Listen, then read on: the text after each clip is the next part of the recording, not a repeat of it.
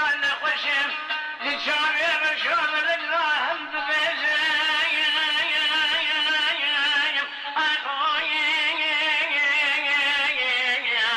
كردنا لياو كذني قداني غيراتنا ويسوي قاتني ببيتك يا قوزنا ذي القرى الرجال ببيت فرقالك أذكر شلني